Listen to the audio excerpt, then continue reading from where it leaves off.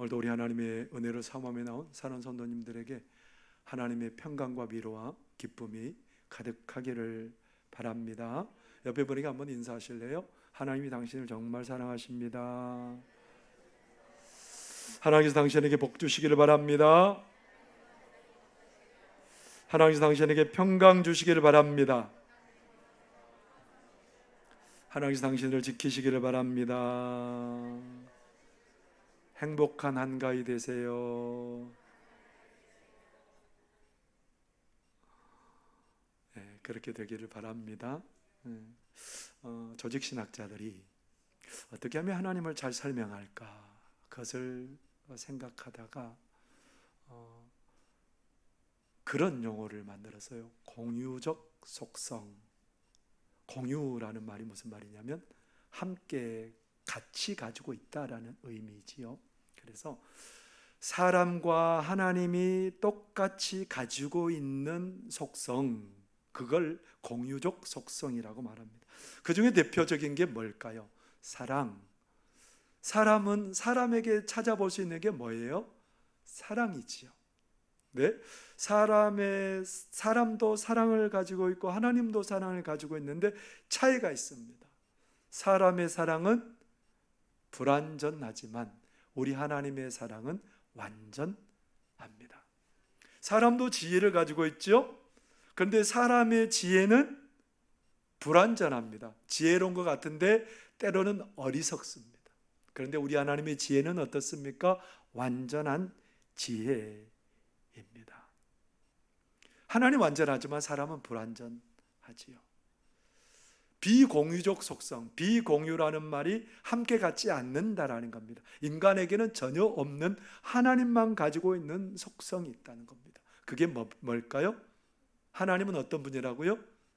전능하신 하나님, 모든 것을 다 하실 수 있는 분, 그리고요 전지하신 하나님, 모든 것을 다 하신 하나님, 그리고 어디든지 계시는 하나님, 무소부지하신 하나님, 그리고요 우리 하나님은 창조주 하나님. 우리 하나님 그런 분이십니다. 우리 하나님 완전하신 분이십니다. 우리는 한계가 있고 부족합니다만은, 그러나 여러분, 우리가 한계가 있는 우리들이 얼마나 많은 계획과 생각들을 가지고 그것들을 잘 이루어내는지 깜짝깜짝 놀랄 때가 많습니다. 신발들, 여러분 신발 오늘 무슨 신발 신고 오셨어요?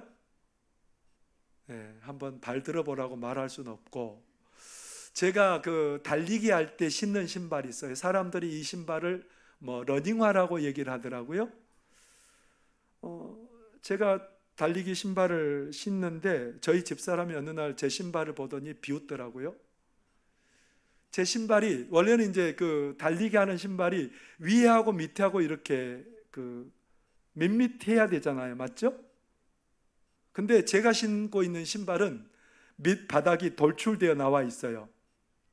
그 위에보다는 이 아래가 더 넓어요. 신발 들고 올까요?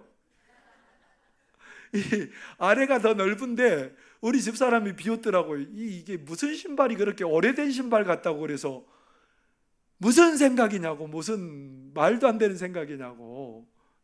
근데 그 신발을 왜 발바닥 부분을 더 넓게 했을까요? 아니, 보기에는 밋밋한 게 더 멋져요. 근데 왜 발바닥 부분을 더 넓게 했어요? 뛰는 게 얼마나 많은 충격을 주는지 몰라요.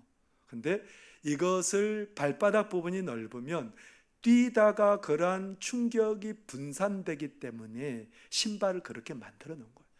야, 이렇게 신발 하나 만드는 것도 참 생각을 많이 해야 이런 신발이 나올 수 있는 거구나라고 생각을 하게 되었습니다.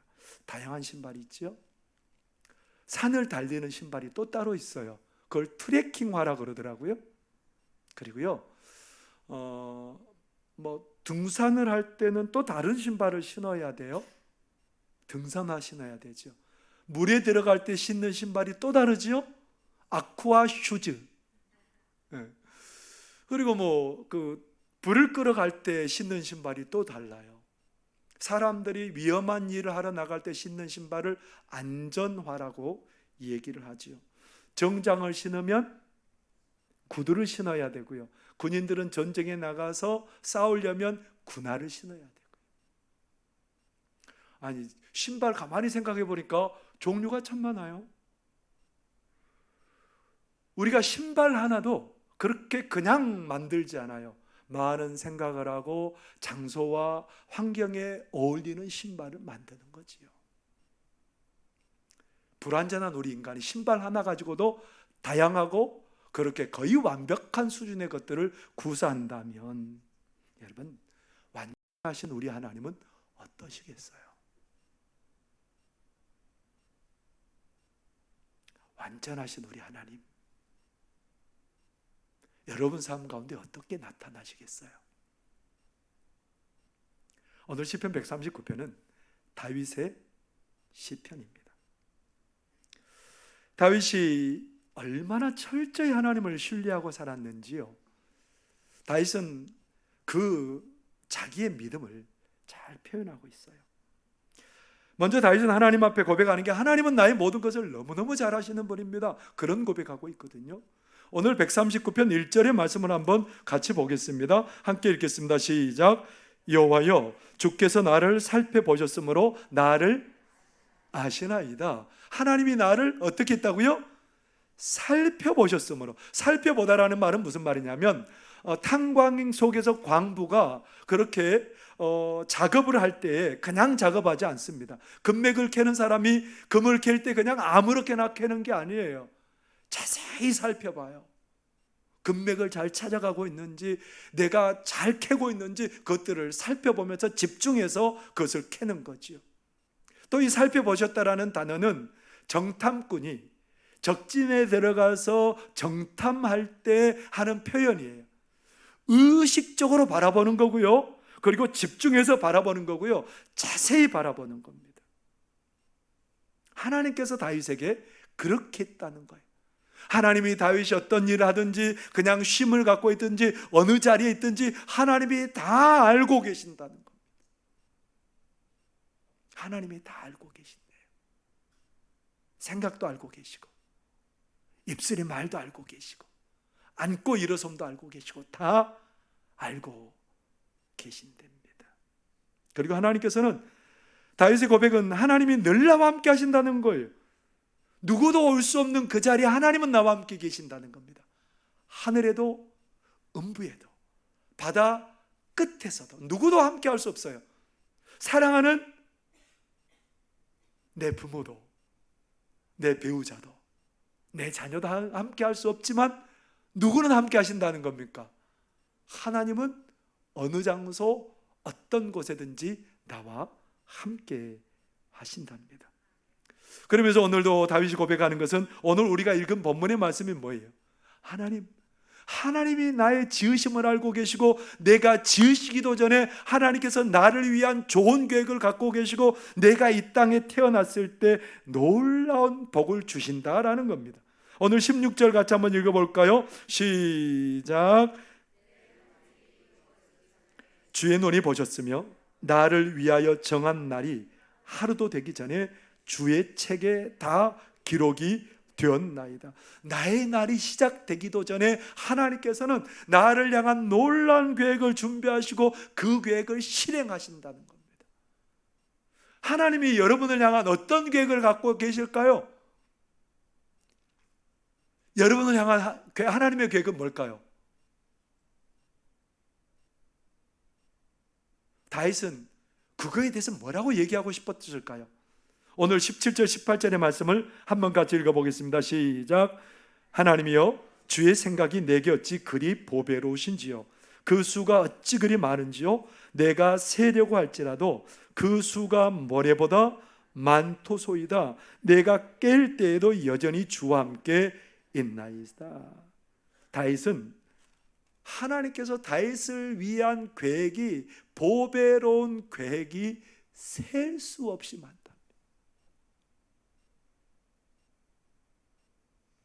여러분을 향한 계획이 보배로운 계획이고 셀 수 없다고 말씀하십니다. 근데 여러분, 다윗이 정말 오늘 그렇게 고백을 하다 보니까, 야, 다윗은 일평생 꽃길만 걸었나 봐, 그랬을까요? 아니, 우리 모두가 다 일생 좀 꽃길 걷기를 원하는 게 우리의 바람이잖아요. 근데 우리의 바람처럼, 다윗의 바람처럼 다윗이 꽃길만 걸었을까요? 우리는 이미 알고 있잖아요. 다윗이 꽃길만 걷지 않은 것 너무너무 잘 알고 있습니다. 왜 그랬을까요? 왜 내가 원하지도 않고 바라지 않는 일들이 때로는 내 삶에 일어나는 것 같고 하나님이 나를 돌보지 않는 것 같은 그런 일들이 벌어지는 걸까요? 오늘 그 다음에 19절에 바로 그 이유를 우리에게 명백히 알려주고 있지요. 함께 읽겠습니다. 시작. 하나님이여, 주께서 반드시 악인을 죽이시리이다. 피 흘리기를 즐기는 자들아, 나를 떠날지어다. 피 흘리기를 즐기는 자들은 어떤 사람들이, 하나님을 경외하지 않고 하나님의 뜻에 대적하는 사람들이 내 삶의 대주위에 많았다라는 겁니다. 그래서 하나님께서 다윗을 기름 부어 세우셨어요. 기름 부어 세우셨는데 다윗을 죽이려고 하는 사람들이 있었고요, 다윗을 대적하는 사람들도 있었고요. 그 중에 특히 누가 있었습니까? 사울이 다윗을 죽이려고 10년 가까이 쫓아다닙니다. 2,000명의 식솔들하고 10년 가까이 하루하루 불편한 잠자리를 하면서 살아가는 게 여러분 얼마나 힘들었을까요? 어제 저녁에 잘 주무시고 오셨지요? 근데 다윗은 그 하룻밤 편하게 잠자는 걸 할 수 없었대요. 10년 가까이. 언제 나를 죽일지 모르는 그런 나를 뒤쫓는 군인들의 발자국 소리에 귀가 늘 갈 수밖에 없었지요. 뿐만 아니라 다윗은 잠자는 것도 힘들었고요, 다윗은 먹는 것도 쉽지 않았어요. 하루하루 그 2,000명 식솔들을 어떻게 먹이냐고요. 어떻게 했을까요? 다윗이 어느 날은 그 나발이라는 사람의 굉장히 거부였어요. 그 사람의 양떼들을 지켜주고 그리고 종들을 지켜주고 이제 털 깎는 때에 부하들을 보내서 좀 우리에게 뭐 좀 나눠주십시오. 그랬더니 뭐라고 말해요? 굉장히 모욕합니다. 모욕감을 주고 그리고 욕하고 그러면서 다윗이 이제 나발을 죽이려고 하다가 아비가일의 중재로 결국은 손에 피를 묻히는 일이 없이 그 일이 잘 해결되지요. 잠자는 것도 어렵죠. 뭐 하는 것도 어려워요. 먹는 것도 어려워요. 심지어는 자기 자녀들끼리 죽이는 일도 벌어지고요. 가족이 불편해요. 가정이 불편해요. 그리고요, 또 어떤 일이 벌어졌어요. 그 압살롬이 자기를 반역하고 신하들과 함께 반역을 꾀해서 자기를 죽이려고 합니다. 정치적인 어려움을 겪게 되었어요. 다윗의 사면을 보면 늘 어려움이었습니다. 잠자는 것도 어려웠고요, 먹고 사는 것도 어려웠고요, 그리고 자기 가정도 어려웠고요. 정치적인 그런 상황도 쉽지 않았던 상황입니다. 그런 어려움만 있었던 게 아니고요, 위험에 내몰렸습니다. 많은 전쟁에 출정하게 되어야 됐고요, 그리고 나중에 심지어 유혹에 빠져서 그 역사를 자기 삶에서 지워버리고 싶은 때도 있었어요.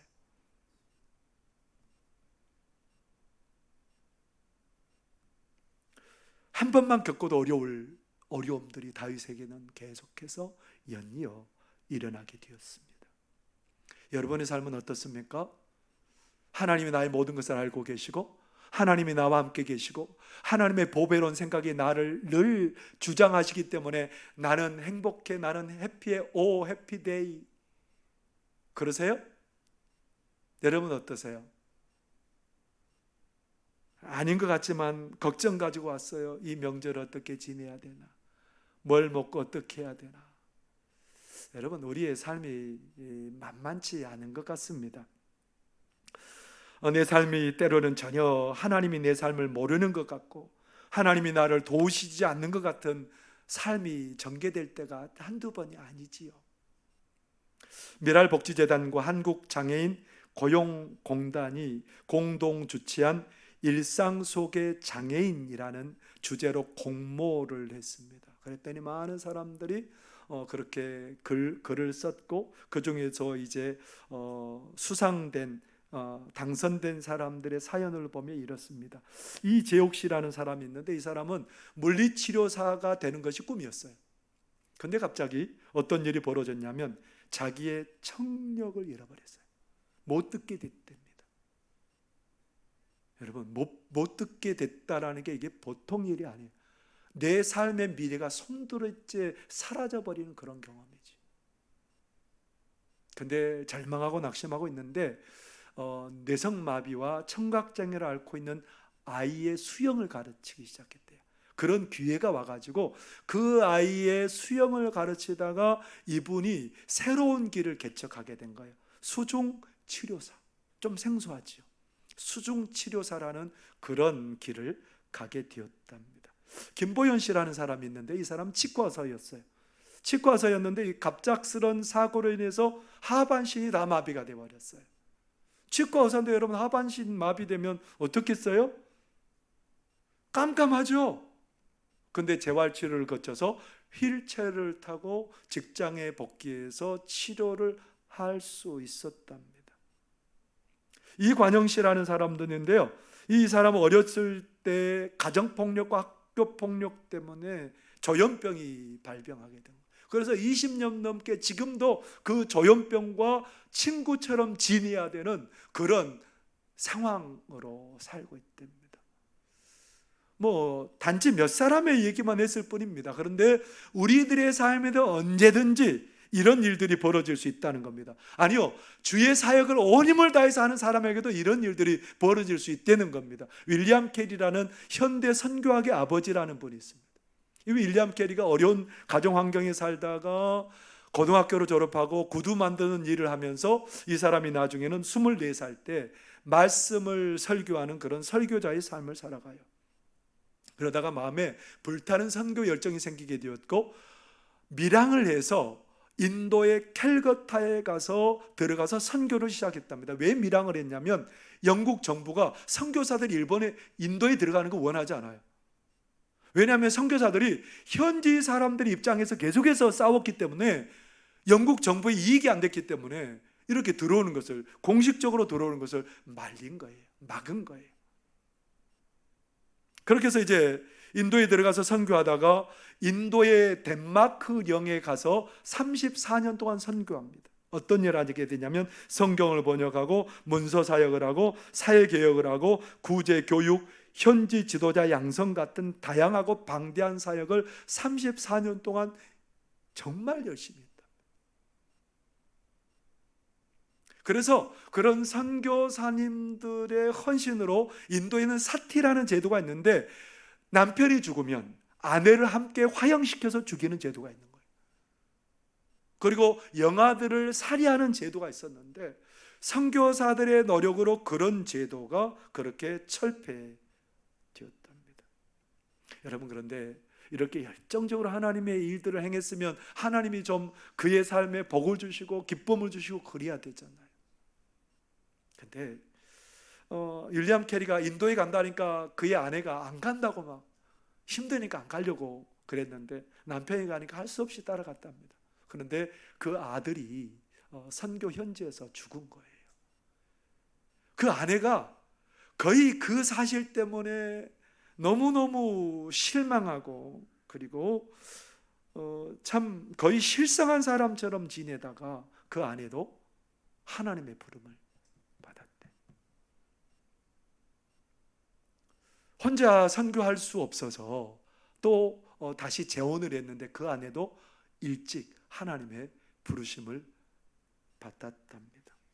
뿐만 아니라 자기가 심혈을 기울여서 준비한 그 번역 작업들, 성경 번역하고 그렇게 하는 작업들을 해놨는데 그것들이 다 불이 나서 전소돼 버렸답니다. 여러분, 도대체 하나님이 어디에 계셔요? 하나님이 안 계신 것 같잖아요. 그렇게 온 심혈을 기울여서 그 일을 했는데요. 여러분, 다윗도 그렇고 윌리엄 캐리도 그렇고 많은 이 땅을 살아가는 많은 사람들이 마치 하나님이 안 계신 것 같은 그런 삶을 접할 때가 많습니다. 그럼에도 불구하고 오늘 다윗의 고백은 뭡니까? 하나님이 나를 향한 계획은 어찌 그리 보배로우신지요. 너무너무 많아서 내가 셀 수가 없습니다. 그 고백을 오늘 하고 있는 겁니다. 사랑하는 성도 여러분, 오늘 우리의 삶도 다윗과 다르지 않아요. 우리의 삶도 어때요? 하나님이 나를 향한 계획은 얼마나 보배로우신지 셀 수 없이 많은 계획을 하나님께서 하고 계시다는 것을 우리는 꼭 믿으셔야 될 줄 믿습니다. 오늘 다윗이 어땠어요? 마치 하나님 없는 것 같은 그런 시간들이 지났습니다. 하나님이 다윗을 왕위에 오르시고 몇 년 동안을 왕위에 앉게 하셨어요? 40년. 여러분, 1년을 그 많은 백성들을 다스린다는 것도 참 어려운 일입니다. 가장 힘든 문제를 해결해야 되고 국제 문제나 그 모든 문제를 해결해야 되는 그 왕이 사실은 너무너무 힘든 일이에요. 우리나라 대통령이 몇 년이죠? 임기가 3년으로 줄여버리려고요? 우리나라 대통령 임기가 5년이에요, 5년. 근데 5년도 하면서 초반기부터 이게 얼마나 많은 사람들이 왜 그렇게 합니까? 왜 그렇습니까? 얼마나 많은 일들이 있는지 몰라요. 근데 몇 년을 했다고요? 40년 인간의 힘으로 되는 일인가요? 사람의 노력을 의지로 가능한 일인가요? 하나님이 다윗을 도우셨습니다.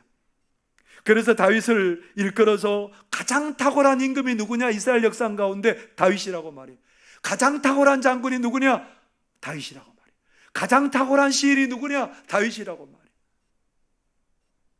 다윗이 오늘 고백한 것처럼 하나님이 나를 향해서 가진 보배로운 그 생각이 없이는 다윗의 삶이 절대로 이럴 수 없었거든요. 오늘 사랑하는 우리 성도들을 향해서 가진 우리 하나님의 생각은 보배롭고 셀 수 없는 생각을 가지고 계신 줄 믿으시기를 바랍니다. 우리의 생각에 이해되지 않을지라도 오늘 우리 하나님 뭐라고 말씀하세요? 하늘이 땅에서 높음 같이 하나님의 계획과 생각은 높다라고 말씀하세요. 이사야 55장 9절에 보면 이렇게 기록하고 있죠. 함께 읽겠습니다. 시작. 이는 하늘이 땅보다 높음 같이 내 길은 너희의 길보다 높으며 내 생각은 너희의 생각보다 높음이니라. 나는 이 길을 자꾸 가기를 원하는데 하나님이 자꾸 다른 데로 인도하면 여러분 어때요? 원망하게 되잖아요. 이스라엘 백성들이 광야 40년을 지났습니다. 이제 학수고대하는 바가 뭐냐면 하나님이 약속한 가나안 땅에 이제 우리가 원하는 길로 인도해 줄 거다라고 막 기대에 부풀어 있었어요. 이쪽으로 똑바로 올라가면 쉽게 가는데 하나님이 이스라엘 백성들을 돌아가게 하는 거예요? 돌아가네? 설마 가다가 꺾겠지. 돌아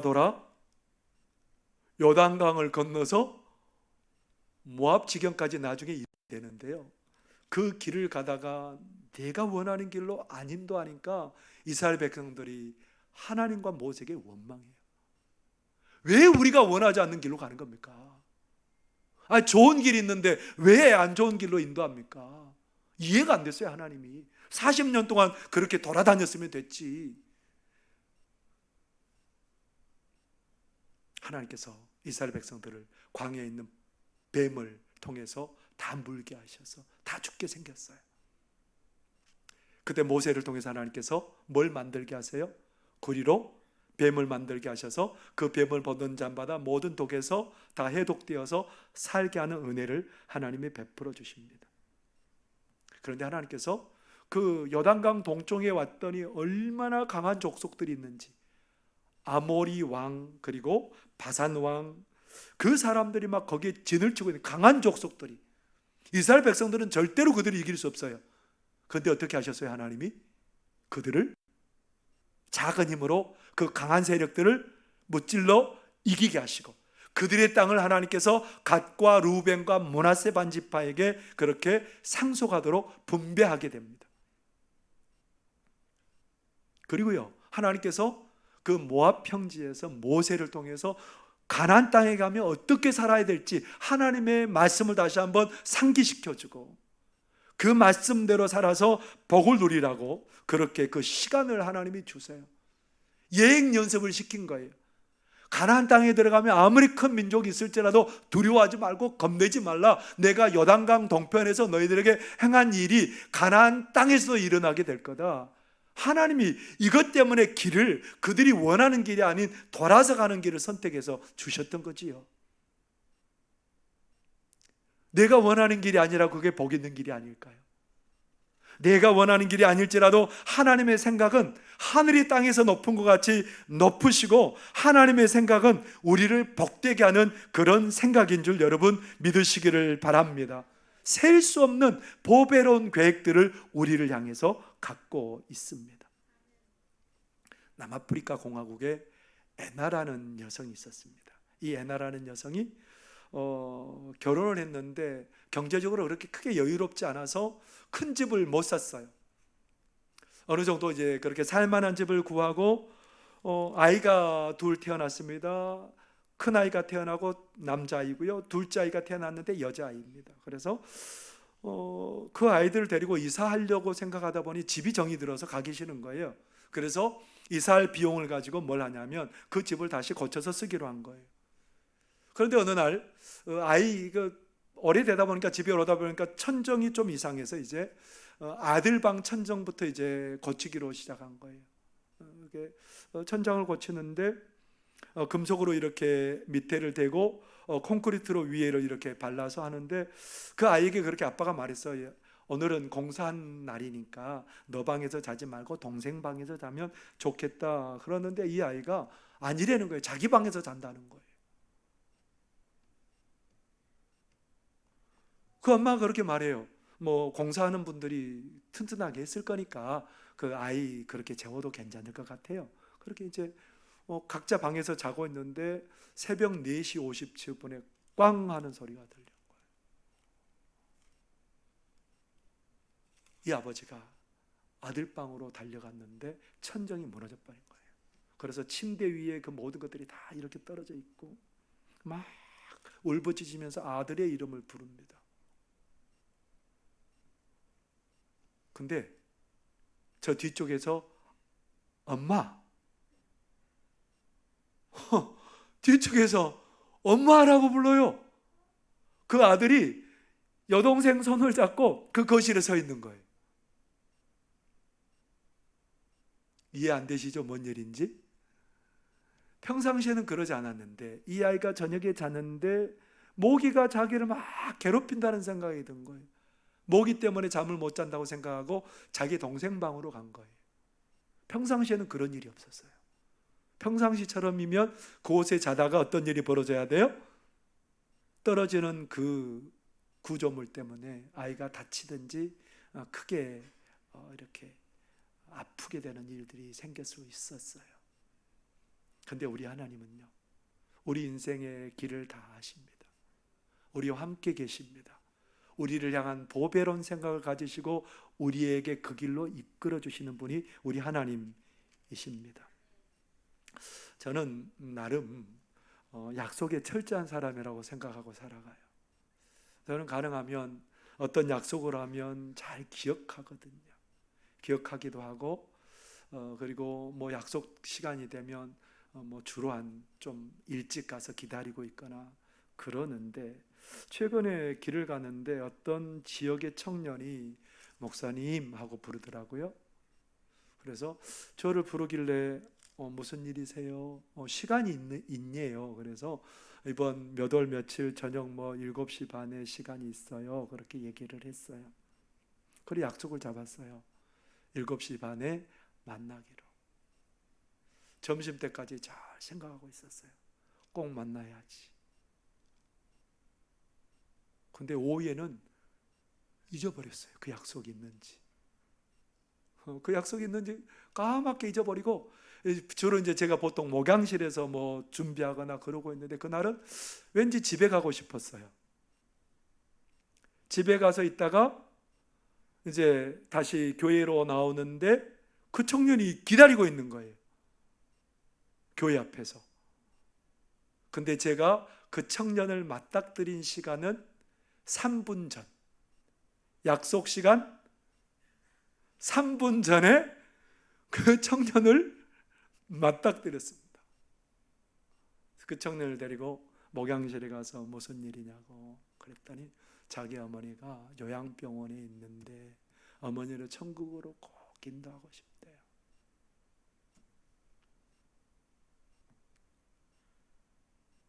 그래서 제가 뭐라 그랬겠어요? 오늘 5시에 가자.